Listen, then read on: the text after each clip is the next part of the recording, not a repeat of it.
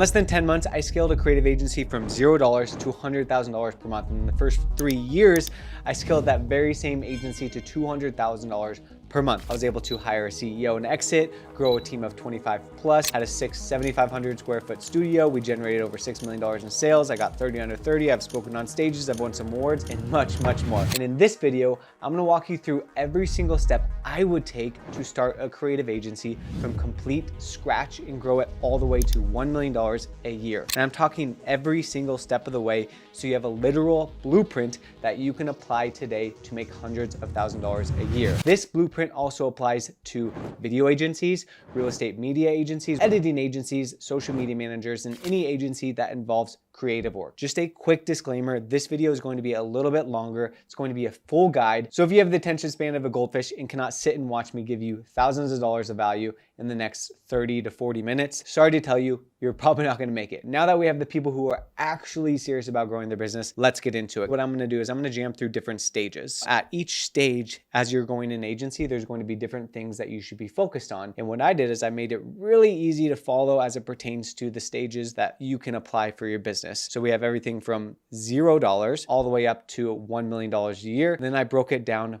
by monthly revenue so that you have a good gauge of what that actually looks like. Let's start with 0. If I were to start completely from scratch again, the first area of focus would be productizing an offer and hiring an editor. Look, when I first started my agency, I didn't have an offer. I was a yes man. If the client wanted photos the same day, I would do it. If they wanted videos the same day, if they wanted 10 edits, if they wanted me to pick their kids up from school, I would freaking do it because I would have FOMO. But what that did, it positioned me as an order taker, a glorified freelancer, and it didn't give me any authority to actually be an advisor and advise what would actually solve their problems. Let's talk first about offer. So when we think about offers, what we want to do is we want to be a problem solver for our clients. I have a 4-step framework on how you can figure out what it is that you can actually do that's going to position you as an authority. It's going to be delegatable, it's going to be profitable, and it's going to be repeatable. First, start with the who. Who is the niche? Who are we going to serve? And when I think about the who, where I think about is where do I have some expertise? What's a business that I might know a little bit about? Perhaps maybe you know somebody who's in that specific business that you could actually speak their language. In my case, it was real estate. I was a former real estate agent, so I knew how to speak the real estate language really well. I knew how to speak mortgage really well, knew that space really well. So that is the niche that I initially decided on. For the case of speed, we're gonna assume that we're gonna be serving a realtor. The next phase is we need to figure out what the pain points are of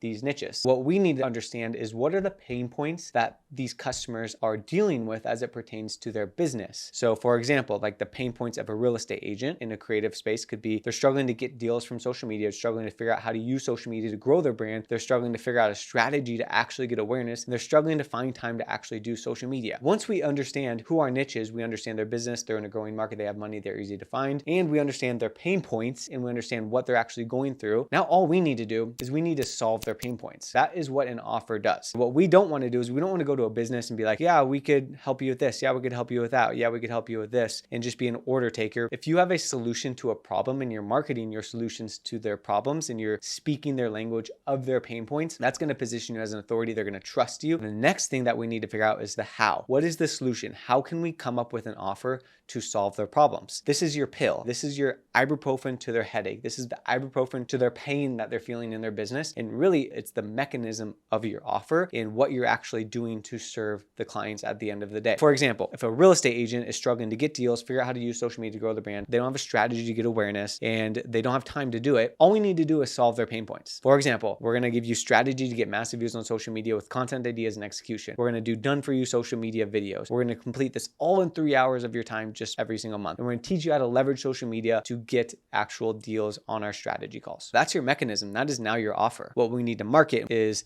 deciding on the outcome, which is pretty simple. If you have a realtor who is struggling with these pain points and you implement this solution, what is the outcome that they can expect to get? And that is what we need to market to them and need to make sure that they're super clear on. So for example, outcome, we're going to allow you to close more deals from social media, turn your social media into a lead gen machine, increase engagement, reach, views, and impressions, save you hours trying to do it on your own. This is what we need to figure out from the jump. If we can work all of our attention on becoming really good at the how, marketing to the pain, to a specific niche, you're going to get more clients. You're going to have a really solid foundation of getting clients' desired outcomes, which is going to help you grow and scale beyond that freelancer type of business. Now our message is simply, we help real estate agents that are struggling to get deals from social media, close more deals from social, and turn their social media into a lead gen machine using our strategy, get massive views, monthly strategy calls, and done for you video solution. This is the foundation that I wish I would have started with first. So now that we have the messaging, we know what our offer is, we need to productize it, because what we don't want to do is we don't want to trap ourselves into doing every single thing in the how. We want to be able to delegate it. So I'm going to productize every single piece of the how. I'm going to do a monthly strategy call. I'm going to do content ideation. I'm going to shoot once a month. I'm going to edit. I'm going to do project management. And now what we can see is we have a task that we can delegate, which is a monthly strategy call. We have the role of who's going to do it, which is likely you if you're watching this. And then we have how long we should expect to take it. We have how much we're going to pay you to do it, which is your cost of goods sold. Multiply that by 3. That's going to be $150 for the client on that specific line item, which is going to profit you $100. Okay, we do this for every single task. As we can see here, our team for this specific offer is creative director, videographer, video editor, and a VA or a client success manager. And what else we can see is how long we should expect each person to take on each offer, which allows us to understand how much time it takes to fulfill this offer. If you're doing this whole thing yourself, it's going to take 47 hours. In this instance, you would only be able to actually handle 4 clients, because if we do 47 or just 40 times 4, that's 160 hours per month, which is 40 hours per week, which you would be capped. Now we can start to understand, okay, where is all the time going, which is an editor, which is the second piece of what I'm going to talk about here in a second. Now what we can do is we can figure out how much we're going to pay people. We're going to figure out what our cost of goods sold is total. So it costs us to fulfill this at $630 if I was going to delegate everybody and hire people and pay them a livable wage. And we know that we can charge the client $1,890 as a floor price to give us a 66.66% margin. So let's just round that up to $2,000. Every time you sell this, you will be able to make over $1,300 in profit if you were to delegate this whole thing. I'm not saying we're going to delegate everything right now, but I'm just saying later down the road, if you sell 10 of these, you will have over $13,000 in profit. So this is the number that we need to focus on as business owners. We know how much it costs us to fulfill it if we were to delegate everything out. We need to look at this, and guess what's glaring? It's the video editing. The second part of it is I'm going to hire a video editor ASAP, because that's going to take maybe 40 hours of my time that I can easily delegate for $10 an hour to an offshore video editor. So how I'm going to do that and how we've successfully hired video editors is simply going to onlinejobs.ph. We'll post a job. We'll drive the job applicants to fill out an intake form, asking them questions if they're about their experience, about some example videos, if they can actually do these types of videos. Then we'll have them do a piece of test work for us. Maybe that's a video that you filmed that they're going to edit. You're going to trial 3 of the editors and you're going to decide on 1. Then what we're going to do is we're going to do daily trainings for the next 2 weeks to train them up for the clients that you're serving and get them really bought into working with them. And in this case, because you probably don't have clients, we're going to have you be the client. You're going to be filming the videos and you're going to be sending them to actually edit. And it could cost you a little bit of money for now, but it's worth it to have this in the pipeline, because the moment you get 2 people to say yes is the moment you're going to be super overwhelmed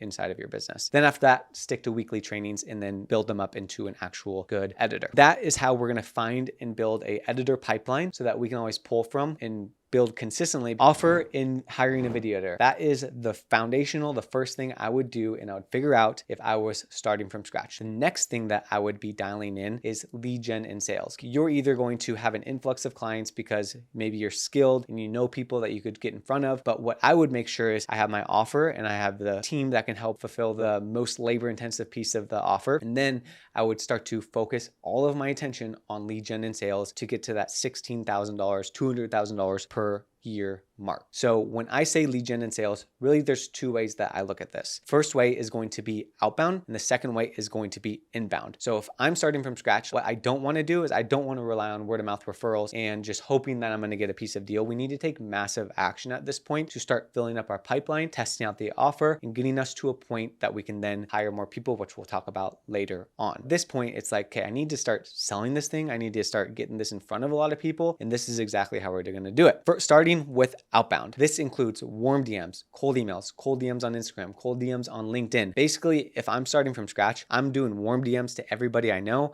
I'm doing cold email to everybody that I know. I'm going to start building a list. I'm going to talk about this in a second. I'm doing cold DMs to all of the realtors that I can find on Instagram, which they're super easy to find, and the same thing on LinkedIn. This is where my attention is going because I'm trying to survive. I'm trying to get me to that $16,000 per month mark, which is going to require a lot of outbound activity. I'm going to break down tactics as it pertains to cold email. So first things first is we need to get a list. List building, there's really three ways to get a list. One, we can buy a list. If we type in luxury real estate agent email addresses for sale, you're probably going to find lists. Second way is we use a software. We use Instantly Lead Finder, we use Apollo, or we use many other different softwares out there that we can filter and find people that are real estate agents, for example. And then the third way is we can have a VA build a list for us for $5 an hour. Simply just go to upwork.com and they're pretty simple to find. After we have a list of, let's just call it 1,000, 2,000 people within our niche, what we need to do is we need to write copy to them. I'm going to give you two ways that you can write copy. One is going to be for the email, one's going to be for the cold DMs. First things first, on the email. Hi, John.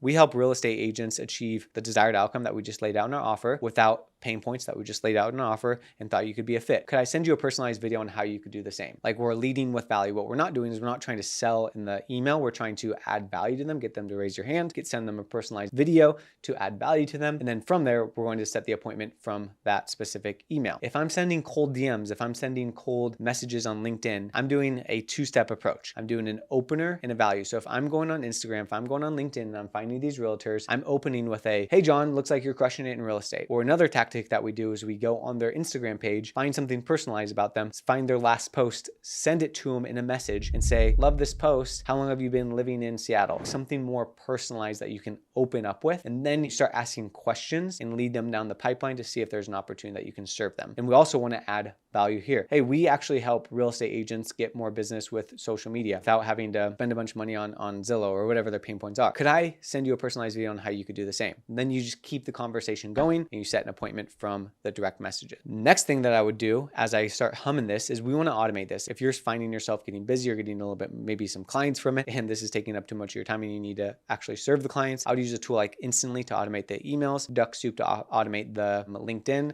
and I would hire a VA to automate the Instagram outbound messages and have them send maybe just 50 a day. And then what we need to do is we need to make sure that we're tracking everything that happens. So I would track how many people am I messaging a day, how many people are actually responding positively, and how many book calls am I booking every single day from it. And we use a tracker just on Notion that we built out that allows us to keep this on par. List building, copywriting, automate, track. List building, three ways: buy it, software, VAs. Copywriting, we have the DM copy, then we have the email copy. We're going to automate it, and then we're going to track it, and we're going to see how many responses and how many book calls that we're getting from it so we can adjust our copy as needed. Is the inbound. We probably got most of our business from just simply building a brand on social media and being active on social media. So one of the biggest things I see creative agencies is they're not becoming a client of themselves. They're not active on social media. They're not posting. They're not getting their word out. If you post a video on social media, you have the opportunity to reach thousands of people if you're speaking to your niche's pain point. So we need to be consistent on social media. And the next thing that I would implement is what's called a social funnel, which I'll talk about here in a second. What we want to do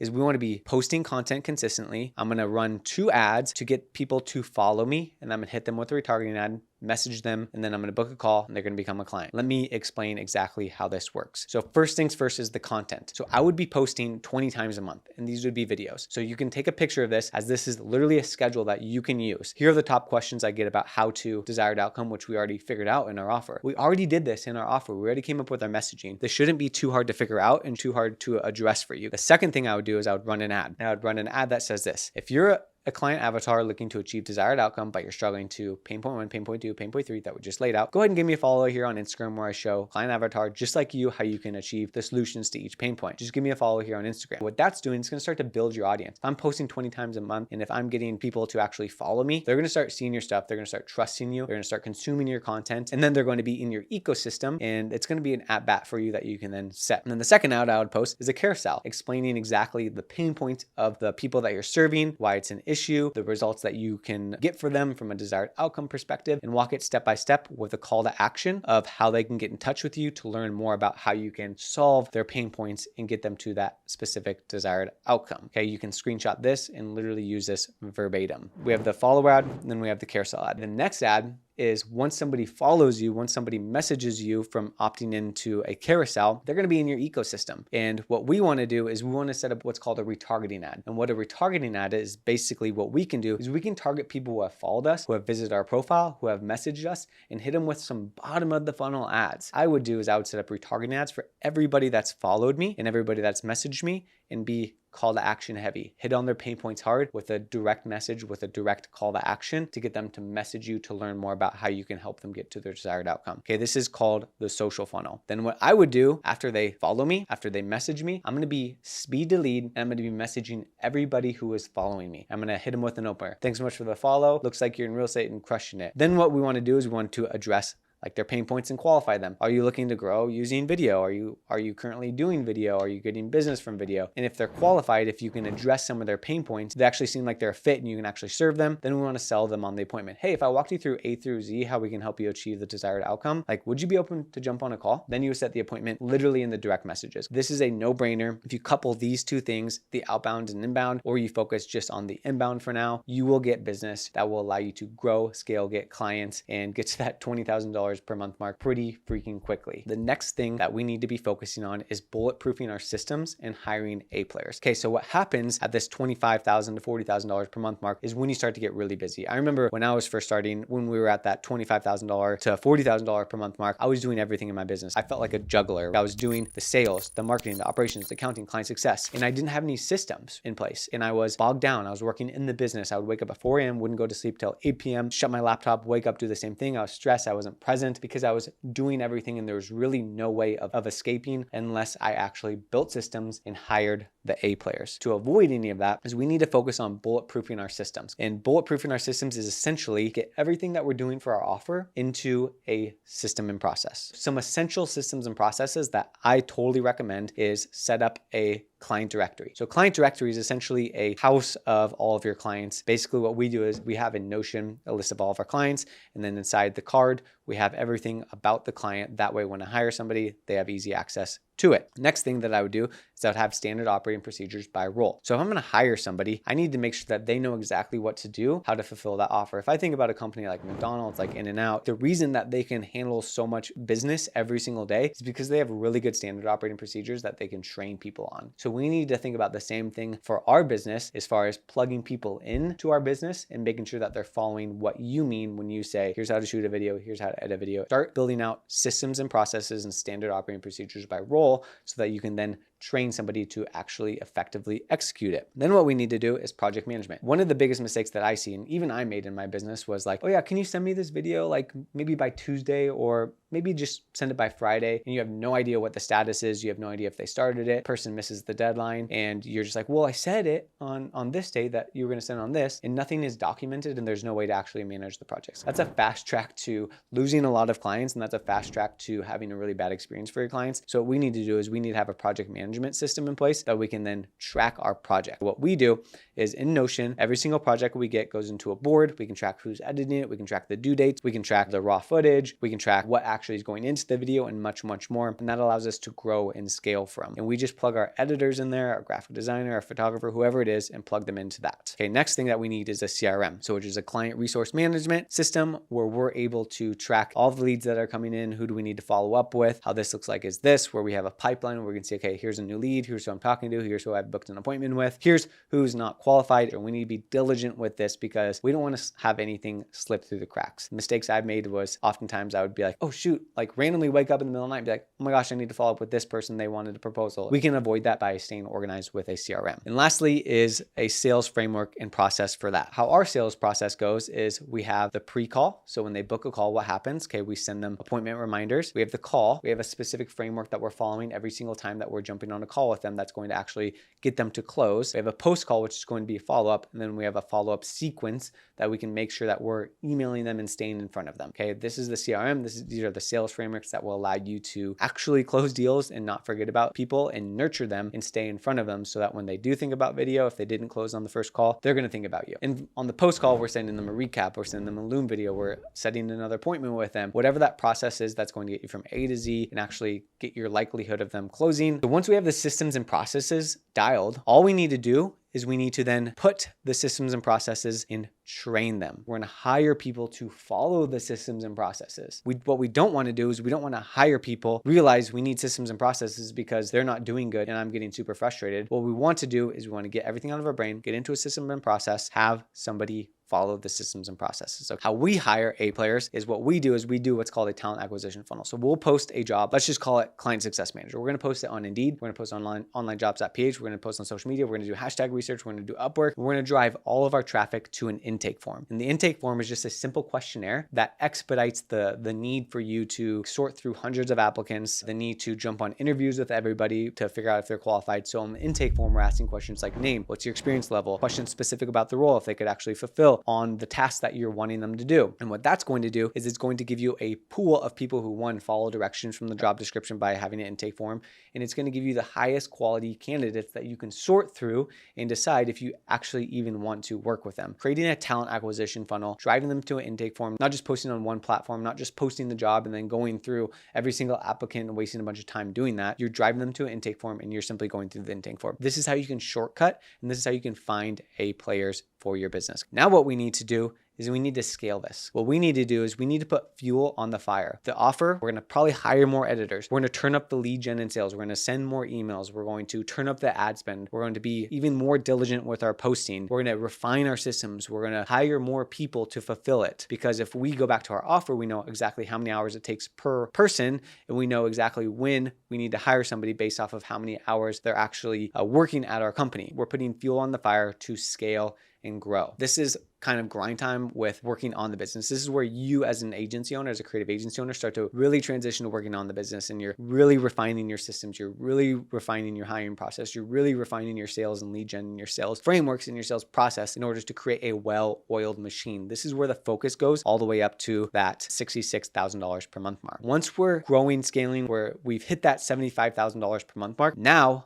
what comes is leadership. So we can read all these books, we can listen to these podcasts, we can listen to Hormozis, we can listen to everybody talk about how important it is to be a leader in your business, but you will never learn as quickly as when you're thrown into it and you realize that this is a skill set that is extremely hard. Once you get to that $1 million a year mark in your business, this is where, in my opinion, you become a true leader, and skill sets that you probably have never used and have only heard about on podcasts or read in books are actually going to be utilized. When I mean leadership, what's happening is you're going from an operator to an orchestrator. This is the skill sets that are going to take you and your business to the next level. You have a lot of responsibility and you're starting to feel the weight of that responsibility. I remember I had a lot of imposter syndrome at this point, and I was like freaked out to actually become a leader. It was a lot of pressure for me. So what we need to do is a couple of things as leaders. First things first is we need to define our core values and our mission. Why are we doing what we're doing, and why should somebody want to be a part of it? Once you grow and scale, you need to have a reason for people to work with you, and the reason that people are going to work with you and for you at your company is because of your values and because of the mission and where you guys are going as a company. Next thing that we need to focus on is creating other leaders, guys. Leaders create leaders. At this point, you're probably going to need to hire somebody to take on the strategy calls. You're going to maybe hire another layer of leadership, somebody who's overhead, who's overseeing people. And this is where your skill set of not scarcity, everything is mine, but openness, transparency, building up other leaders who can take on responsibility at the company. And probably the most fulfilling part of creating a company is creating other leaders. This is where you need to create that layer of leadership in your business that can handle the fulfillment, handle the on the business activity so that you can free up and be this actual CEO of the company. So asking yourself, what actions am I taking to feed into the team and to build them professionally as well as personally? Next thing that we need to do is have financial stewardship. We need to know our numbers. We need to have goals set around financials. We need to have what's called a financial forecast. We need to hold people accountable to the financial stewardship that we're having in our business. If we don't know our numbers, we don't know our business. If we don't have a forecast, if we're not diligent with how we're spending money, what our capacity is, if we don't have key metrics from a financial perspective, it's going to be very challenging to get past that $1 million per year mark. And then another thing that we want to focus on is culture. What kind of culture are you creating? When people work for you, what's the culture inside of the business? Culture to me is what you allow. So it's the balance of setting really good expectations with people, as well as having an environment that doesn't feel tense and creating a culture that people want to be a part of. Because as you grow and scale, you're not doing all of the client work. The people that are working for you are doing the client work. And if they feel pumped up, that's going to show when they're working with the clients. If they're not feeling pumped up, it's going to show when they're working for the clients, and what's going to happen, your clients are going to leave. And the last thing that we need to focus on